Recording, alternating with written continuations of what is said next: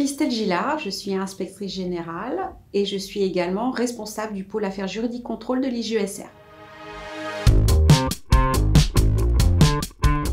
Durant cette année 2023-2024, parmi la trentaine d'enquêtes administratives susceptibles de suite disciplinaire que nous avons eu à conduire au sein de l'inspection générale, nous avons connu quelques missions qui portaient sur des pratiques managériales à objectiver, quel que soit le périmètre ministériel, soit l'éducation nationale, l'enseignement supérieur ou la recherche. De quoi parle-t-on lorsqu'on évoque des pratiques managériales à objectiver ? Il peut s'agir de dysfonctionnements qui apparaissent dans un service d'administration centrale, dans un service d'administration déconcentré, mais il peut s'agir également de tensions interpersonnelles au sein d'un collège de travail tel qu'un collège d'IAIPR ou même au sein d'un laboratoire entre enseignants-chercheurs. Il s'agit également d'en établir les responsabilités. De telles situations peuvent être également les conséquences de l'inaction, par exemple, de l'autorité hiérarchique, qui a permis l'enquistement de ces situations et l'aggravation des tensions interpersonnelles. Il s'agira donc dès lors à la mission d'établir les responsabilités qui peuvent être des fautes professionnelles, mais aussi de les distinguer de tout ce qui peut être des mesures organisationnelles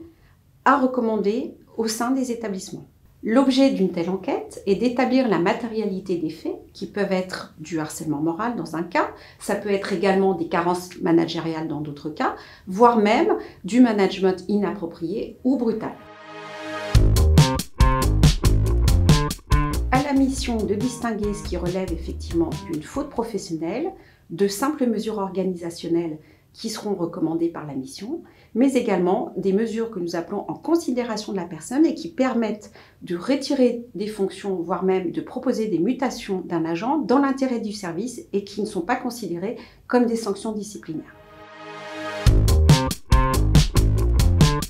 Si une situation de harcèlement moral est établie, il y aura lieu alors de recommander une sanction disciplinaire et dans ce cas, de procéder également à un signalement au procureur de la République compétent dans le cadre de l'article 40 du Code de procédure pénale, puisque le harcèlement moral relève également du Code pénal. C'est souvent l'occasion également, de manière générale, de rappeler les obligations en matière de santé et sécurité au travail pour les agents, mais également pour les usagers. C'était la mission également de proposer des mesures organisationnelles, opérationnelles adéquates pour faire cesser les dysfonctionnements. Alors, il peut s'agir à la fois d'accentuer une formalisation le plus souvent absente, donc par exemple préciser des lettres de mission, ça peut être la mise en place de procédures de signalement, mais également la mise en place d'enquêtes internes, ça peut être également la proposition de formation au management, voire même à la gestion de conflits, ou tout simplement d'avoir à convoquer les personnels concernés dès les premiers dysfonctionnements.